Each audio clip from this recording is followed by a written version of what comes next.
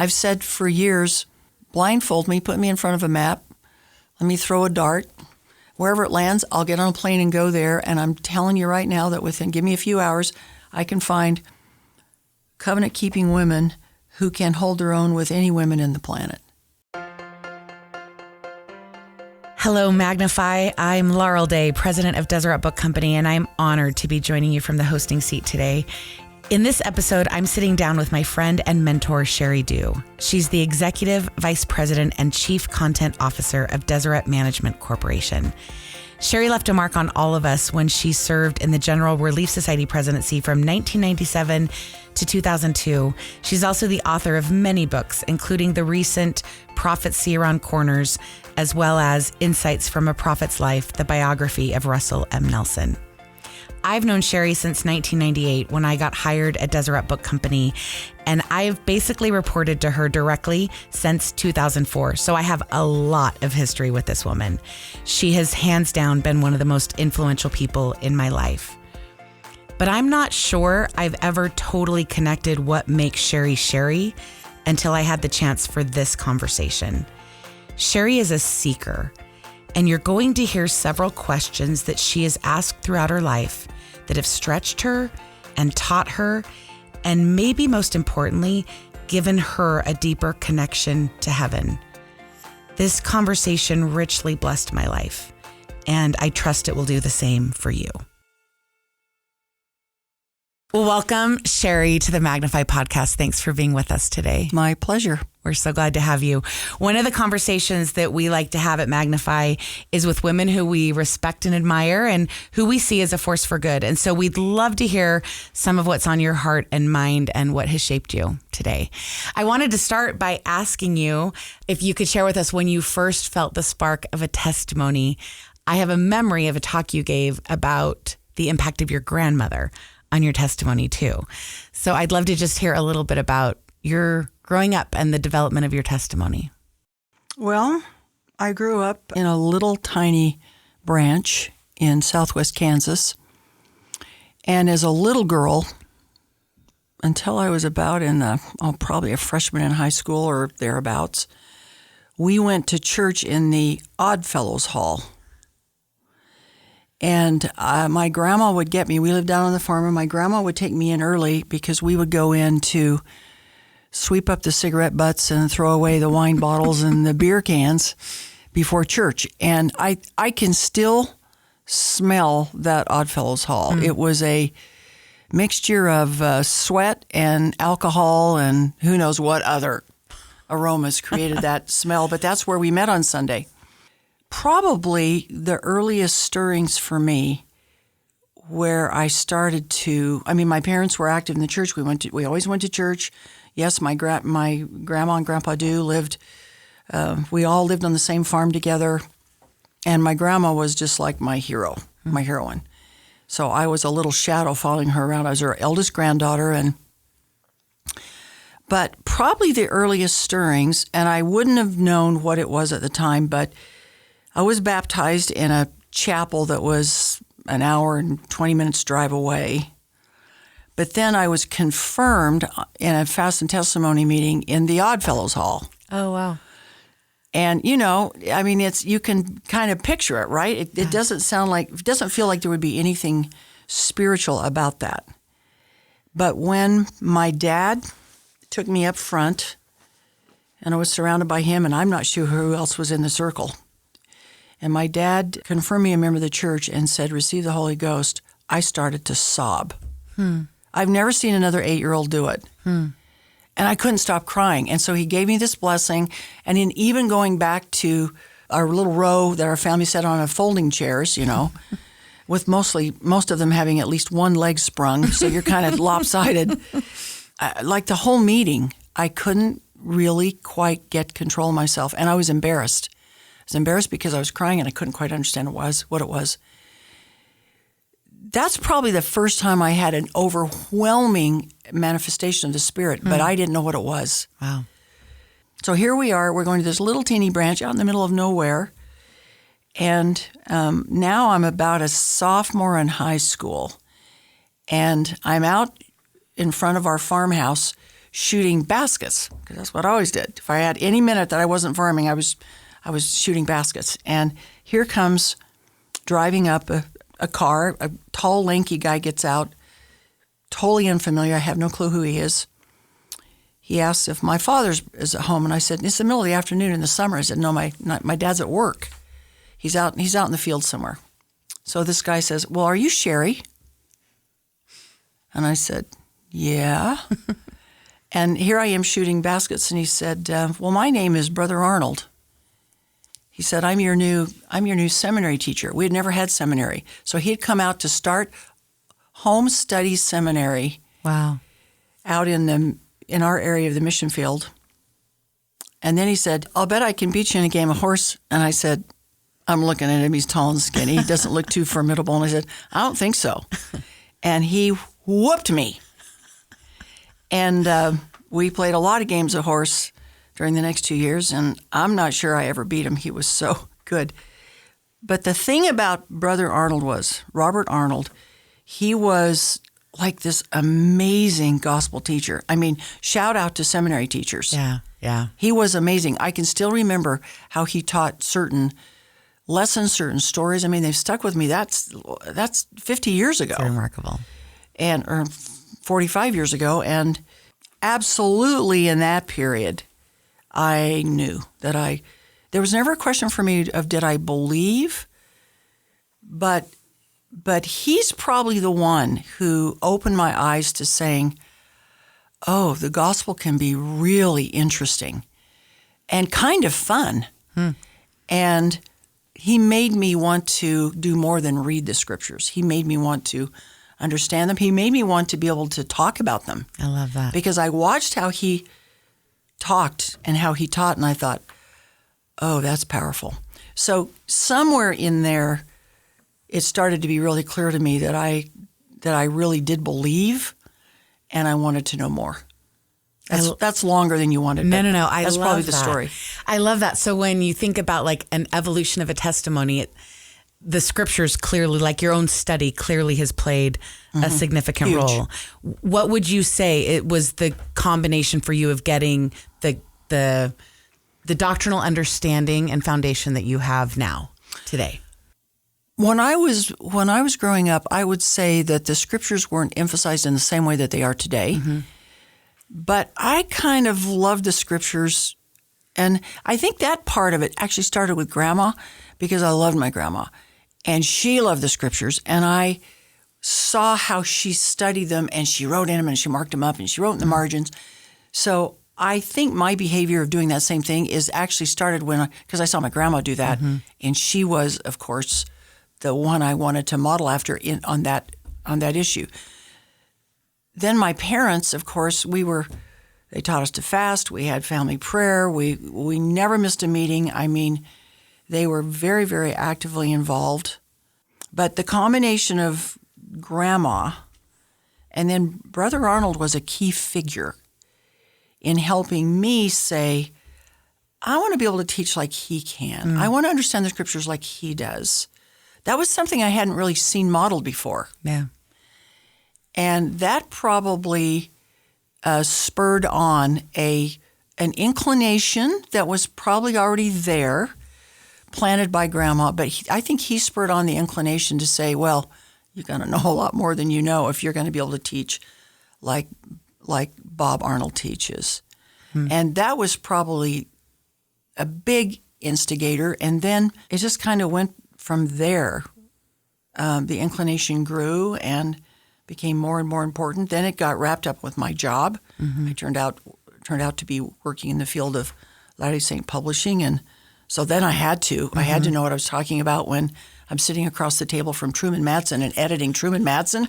You're kind of going, yeah, this is crazy.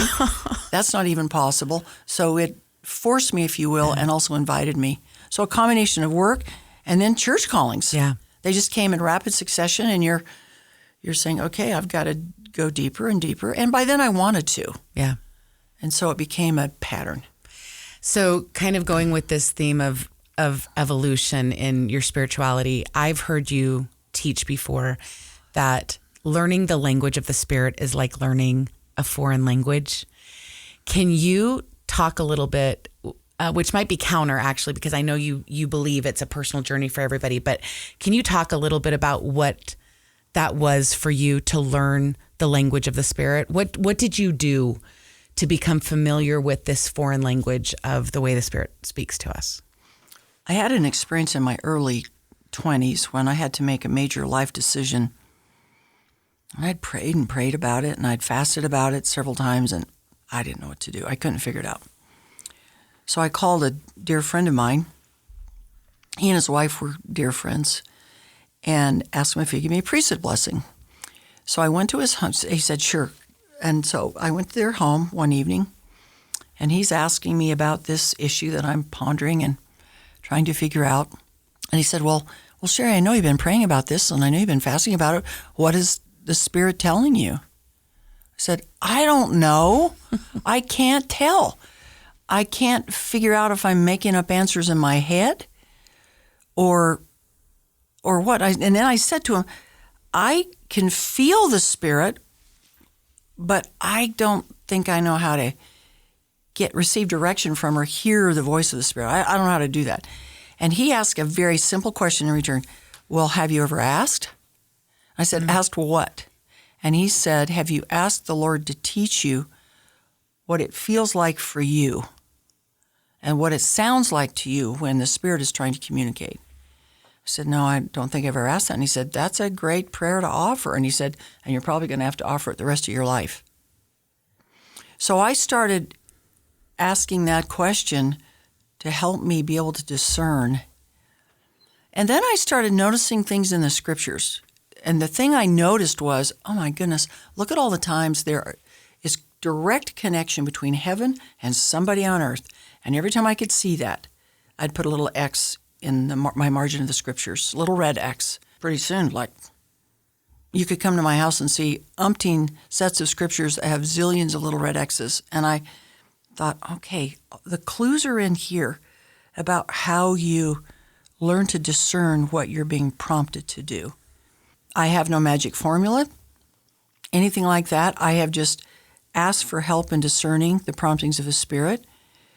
And what I can say now, many years later, is I can tell more often, more clearly, and I still, over some decisions, just labor and wrestle to figure it out. But in this regard, I've really been guided and bolstered by some teachings of Elder Bednar, and I won't do them justice. But I've actually heard him take questions from audiences of teenagers and young adults, and this question always comes up. I can't tell if I'm making it up or if I'm really getting an answer. And he'll say something to the effect, well, don't worry about it. Quit stressing about it. If you're trying to keep the commandments and you're trying to discern, just keep going forward and trust that the Lord is going to guide your path if you perchance start heading down a direction that maybe isn't in your best interest. Keep going forward. I try to think about that a lot. In addition to, I can say there are some times that I get an answer that's really clear, much clearer than it was 10 or 20 or 30 or 40 years ago. And it's still a wrestle sometimes to get answers and to know, should I do this or not? Which is oddly comforting, I have to say, to know that even where you are in your life, you still wrestle with that. I still wrestle with it, and I feel like I should have made more progress than I have. But I absolutely can see a lot of progress, and I do think there are a lot of comparisons in learning a language. I think that's the reason, one of the reasons to be in the Scriptures on a regular basis, because that is the language the Spirit uses. And go read 2 Nephi 32, and it's very clear about the Spirit will tell you all things what you should do.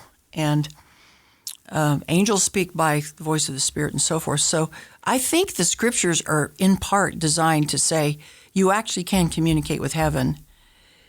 It's totally counter to the way we communicate today, which I expect immediate Google answers. Yep. And it's just like so rarely an immediate answer to a big question. Yeah. I have to say, I still remember, I think it was a Time Out from an event, which feels like eons ago. I remember you inviting the women to ask. the Lord how the Spirit communicates to them. And I did that challenge, and it truly was a critical pivot point in my life. So I have a witness that the Spirit itself will help you understand how he communicates. Yeah, the Lord wants to talk to us. Yeah.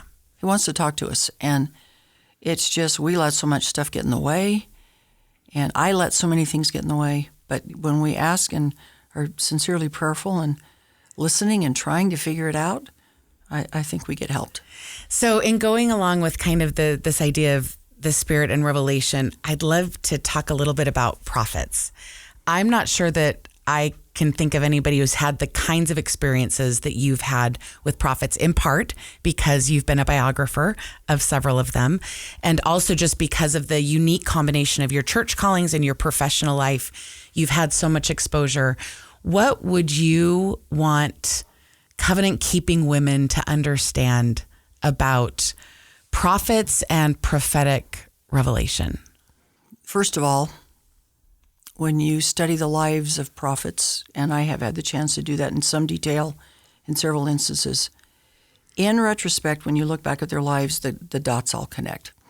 You can see the hand of the Lord in their lives in the most profound way, meaning you can see the Lord guiding them, leading them, tutoring them, getting them ready. So I think it's inspiring. It's not that they're perfect. It's not that any of that sort of thing. They've had to make their own decisions. They've had their own agency. But you can see the guiding hand of heaven preparing them and getting them ready for the appointed hour. So I think there's a reason to actually study their lives, because you can watch God operating in the lives of these men and the women they marry.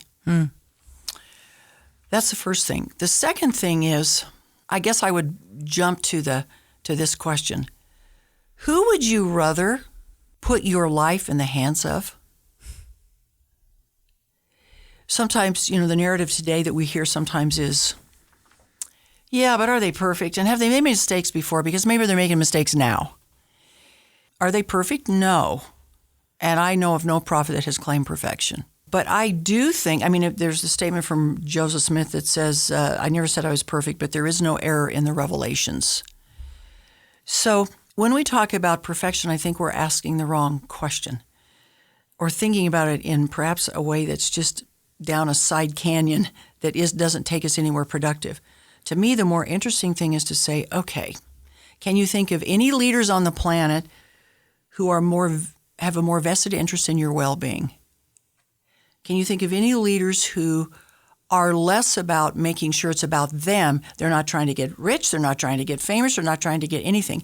In fact, if you read the scriptures, you kind of know that prophets get beat up a lot, and they always have. I had the wife of a member of the 12 some years ago say to me, can I just confess to you that sometimes I struggle a little bit to read the Book of Mormon because I see what happens to prophets, and I'm thinking about my husband. These men have been given all the priesthood keys that God will allow to be on the earth at a given time. And so I look at this and I say, into what leader's hands in the world today would you rather put your well-being? Can you think of a political leader, the leader of a country, a gold medal winner, the winner of the Pulitzer Prize, the Nobel Prize, a chairman of the board, a chief executive officer, a journalist? I can remember the days, this is how old I am, when Walter Cronkite was actually the most trusted man in America. Can you even fathom such a thing today? Yeah. That any journalist or frankly author or expert today would be seen that way? We just don't live in those times. And so I say, is there a blogger, a podcaster, a YouTuber, an influencer? Pick a category. An Academy Award winner, the most valuable player in the Super Bowl. Pick any level of some kind of excellence that we would respect because of some talent or whatever, but really, would you put your life in their hands? I just can't. I've made lists. I've been on long flights where I've said, okay, list every category you can think of. Is there anybody there you actually would listen to before you listen to President Russell M. Nelson, President Dallin H. Oaks, and President Henry B. Eyring, and 12 others? I can't come up with it. So I guess what I would just say is, into whose hands do you want to put your life? So while I don't absolutely do not believe that prophets are perfect. I think they are actually the most perfect leaders we have on this earth. I love that concept, the most perfect leaders. That's a paradigm shift. That's the best it gets. Yeah. We got no better. Yeah. In here, there's only one perfect being who's walked the earth. That's Jesus. So in the absence of having him walk to the pulpit on Sunday morning of General Conference, we have 15 prophets, seers, and revelators who have been called as special witnesses of him. They're all going to walk to the pulpit. Yeah, I'm going to listen to them with all due respect to everybody else. I'm going to listen to them differently than anybody else. And I can't come up with anybody that I think is better. So I say, I'm putting my life in their hands. Do I love everything they say? No, not always. Sometimes I have to gulp a little bit and think about something and say, okay, what do I do with that? How do I? And the prayer I ask then is, Heavenly Father, how would thou have me feel about that? Oh, that's a great question. Because sometimes maybe it's hard to hear because of my marital status. Maybe it's hard to hear because of some other reason that I just go, oh, that actually kind of kills me. But how would thou have me feel about that? But I'm looking for, show me somebody better. I'm open to seeing it. I just can't see it anywhere. I felt that question. I felt that because that's a different question even than help me understand this or help me, but asking the Spirit, help me to know how I'm supposed to feel about this when something feels conflicting, right? Or you don't understand it. You don't understand you go, it. I don't quite get that. And that feels hard to me. What do I do about that? How would thou have me feel about it? It took me years to come to that, to realize that's the question I should be asking. How would thou have me feel about it? And on some sensitive issues, I have found that when I repeatedly ask that question, the way my feelings are directed can even change a little. And it might be that I'm being led through a process of evolution or a process of growing, as we're all constantly growing. But how would thou have me feel about it? I'm seeing a theme here, Sheri, that in all the years that I've known you, I've never connected. And maybe it's something that you're aware of is a spiritual gift of yours, but you've learned how to ask the right questions. And that surely has been something that you have relied on in your life. Are there others? Are there other questions that would bless the lives of women if they would just slightly change? Because you've given us two, and I'm sitting here thinking, wow, is that one of the things that has helped make you, is that you've learned to ask the right questions? I don't know if this is what you have in mind, but the other thing I would say that I do, and I'm not sure when this started exactly, but I ask a lot of questions of a lot of people. And it's possible, I'm not sure I can track it to this, but it kind of feels like I can. It was certainly enhanced by the time I spent studying the life of President Hinckley, and then all the times I got to be in his presence, including more than once I had the chance to sit next to him or at the table he was at a dinner somewhere. Oh my goodness, that man never stopped asking questions. Whoever's at the table, he was going to ask questions through the whole meal. And he was conversant on every topic. And so for years now, I have found myself, whenever I get a chance, and it's just kind of a natural thing for me to just ask questions. And a favorite question is, so let's say I have a returning mission leader. Tell me what you know today that you didn't know 3 years ago. I have heard you ask that question. So I'm a believer in that. Yeah. I'm a believer in that question to say, Yeah. give someone a time-specific period and say, what did you learn from that? Because maybe I will never have that experience. Yeah. Tell me what you've learned. And so I ask that a lot of a lot of people. Tell me what you know now that you didn't know before. And it's amazing. For example, my goodness, I don't know how many returning mission leaders I've asked that question of, but they all say the same thing. I mean, I've got to have asked that question 200 times. They all say, we didn't fully appreciate how much the Lord is involved in individual lives, and we've now seen it. These missionaries helping this person, or this ward member, or this branch member able to reach out here, and then this connection's made over here. We've just seen it over and over and over again. So isn't that a beautiful thing to say? People who've been on the ground, boots on the ground, been working so hard to gather Israel, and they've all seen, yeah, God is really involved in individual people's lives. So I love asking, what do you know now? That's another question. Okay, well, with that, I want to turn that question to you. So with the experiences that you've had, what do you know today that you didn't know even 10 years ago? Oh, gosh, let's see. I know a lot of things. I feel even more deeply about prophets. That only builds. I've had the chance during the presidency of President Russell M. Nelson to, because of different assignments, sometimes observe his style. And I've seen how his kindness and his gentleness often brings out the best in people, how inclusive he is. He and his counselors in any room have got to be the smartest people in the room. I mean, my goodness, the three of them are amazing. And yet, if they invite you into a room with them, they're going to ask you what you think. And I kind of think, oh, who cares what I think? No matter what room I'm in with them, I'm the lowest on the totem pole. So I've watched him show that kind of respect and that kind of inclusion. I know some things about that. I know that aging is harder than it looks. Helping aging parents is harder than it looks. I know that one of the things I have found myself thinking about, for the last half of a year, maybe this year, is how grateful I am for the people that the Lord has brought into my life to help me, tutor me, correct me, motivate me. People that in different times, like a Bob Arnold, a little shout out to the seminary teacher. I love that. That really sparked something in me, back to grandma, back to mother and dad, but then you start thinking about all these other interesting merge points where you can see how much that person, just a little bit of support, made all the difference in the world, or a little bit of recognizing, Sheri, I think you could do this, and I'll help you. So one of the things that I think I do feel and know better than a few years ago is how much we absolutely need each other and how much influence we can have in each other's lives. We probably recognize it. This is not a good statement maybe, but we may recognize it more in retrospect than in the moment. Sometimes you know it in the moment. Yeah. But sometimes you look back and think, how would I ever have gotten from point A to B or C to D if I hadn't had this person step in and help?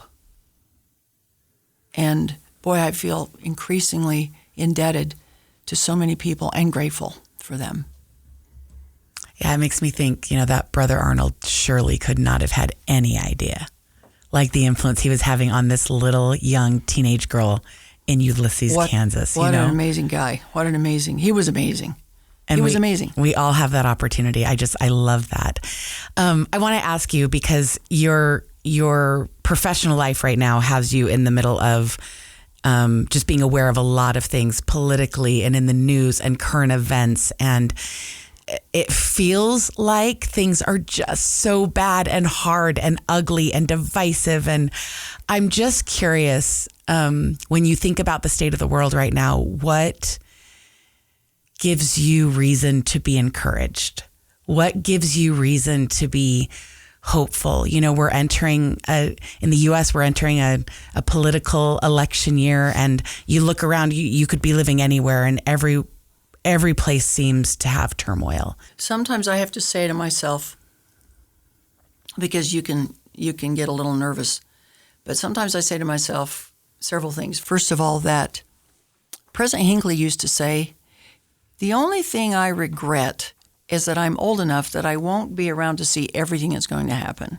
And then we have President Nelson, who repeatedly has said, the best is yet to come.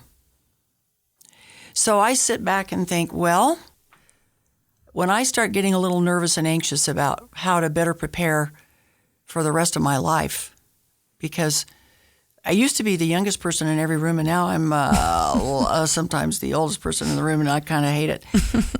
But I'm very mindful about preparing. What does this look like? And I think, okay, rather than get anxious about it, you've got prophets who are saying the best is yet to come. And Scripture's saying, if you are prepared, you shall not fear. So again, another prayer I found myself answering is, help me prepare for the future. What does that look like? And that's probably a great prayer no matter how old you are. I love that. How do I best prepare for the future? Please guide me, that I've got thoughts and impressions or people come into my life who can give me suggestions that make me think, oh, I should be thinking about that. I haven't been thinking about XYZ. I'm so glad somebody mentioned XYZ. I need to go think about that and do something about it. So I think it's prophets that make me think it'll be okay. I never in a billion zillion years thought I would be this age and not married. Wow, I feel like I've had so many spiritual promptings and reassurances that wouldn't be the case. I clearly don't know how to interpret those. But being unmarried at this age is actually scarier than being unmarried at 30. And so I find myself praying a lot. Well, I don't know what the future is going to bring. How do I get prepared?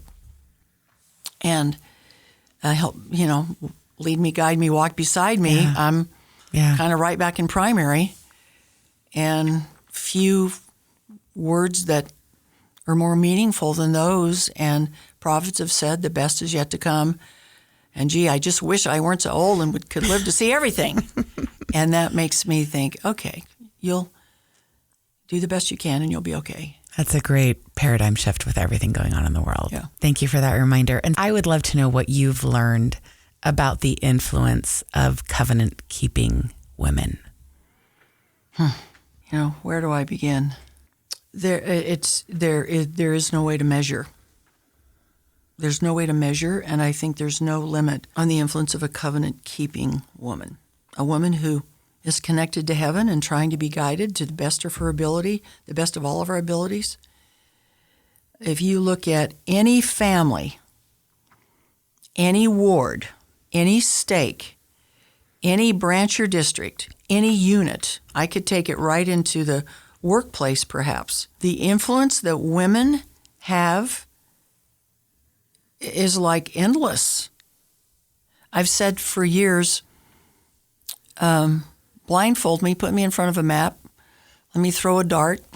Wherever it lands, I'll get on a plane and go there. And I'm telling you right now that give me a few hours, I can find covenant-keeping women who can hold their own with any women in the planet. And I remember hearing now President Jeffrey R. Holland say, and I think I've heard him say this more than once, that he loves his brethren, he follows the prophet, but the person with the greatest influences in his life was, and probably still is, Patricia Terry Holland. So when you really look at the touch points where women have astonishing influence, it's one-on-one. It's mother to child, wife to husband. Who has more influence on teenage boys than teenage girls? That's so true. Nobody.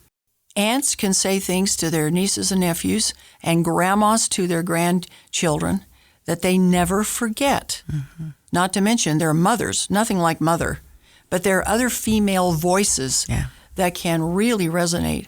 And then you go into a ward, my goodness, I'm not trying to undermine in the least those who have keys and are presiding over a ward or a stake or so forth.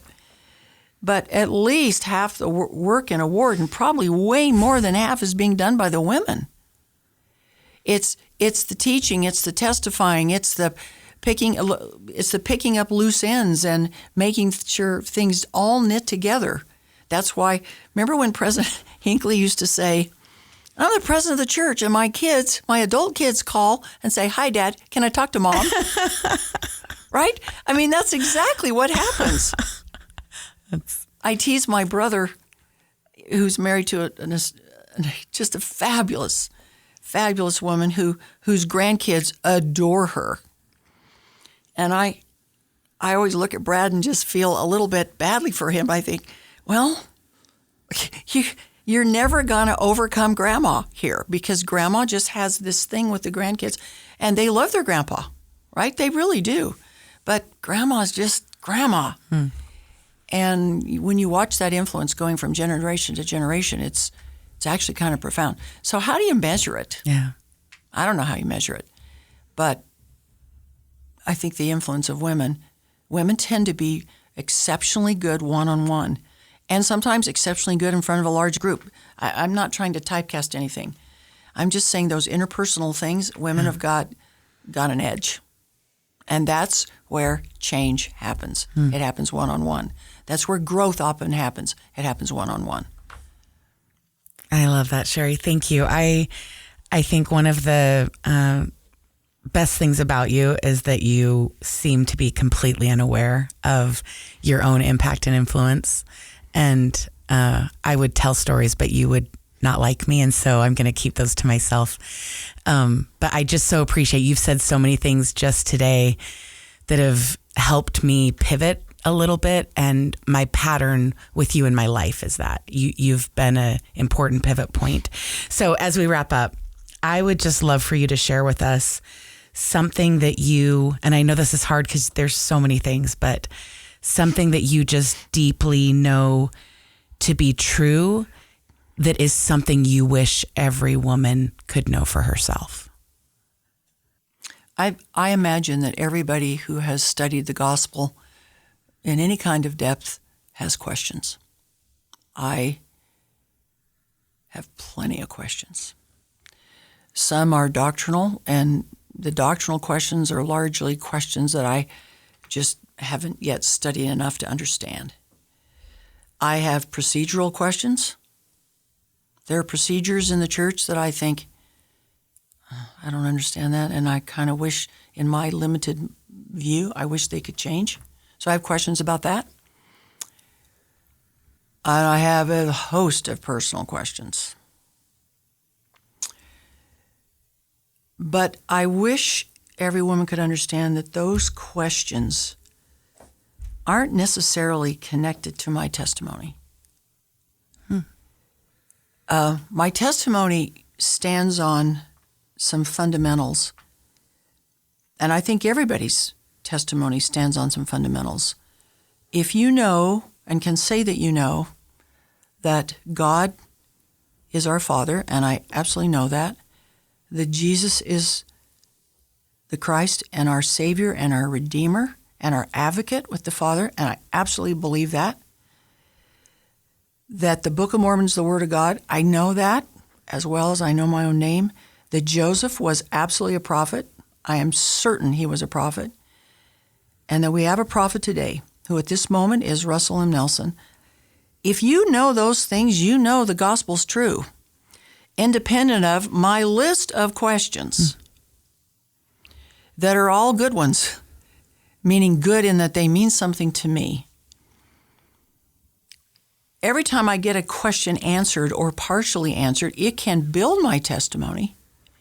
So questions, asking good questions is, I think, important to building testimony. But just because you have unresolved questions doesn't mean you don't have a testimony. And I wish that our remarkable sisters all understood that the first and foremost things that can actually give your life stability and a feeling like you have a foundation that isn't going to move around on you, the first thing is to say, do you know those 5 things? And if you can get a testimony of those things, you got a testimony. So you can quit asking yourself, is the gospel true? Is the gospel true? I sure don't like what the brethren just announced. Is the gospel true? No. Put that aside. The gospel is true. Now, give yourself a chance to ask questions to keep growing.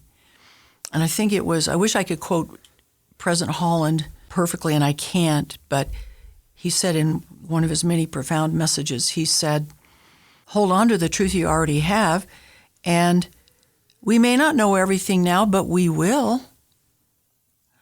And so to me, the thing that is really something that makes me sad is to see somebody churning and churning over the question of, is this the gospel of Jesus Christ? Because they've still got questions. Well, of course you do. If you're alive and breathing and thinking, you've got questions, I think. Yeah. Get settled in your testimony and then start asking more questions. And little by little, some will get answered. For me, many have been answered along the way, and I expect more to be answered. And I imagine that I will step across the veil still with some really big questions that won't be answered until some later time. But I'm willing to live with that because I don't think any other organization has the power that the church has because of the priesthood keys. And that's probably the most profound reason that I say, yeah, I'm going to put my life in the hands of those prophets. Nobody else is the same. That's what I wish everybody knew.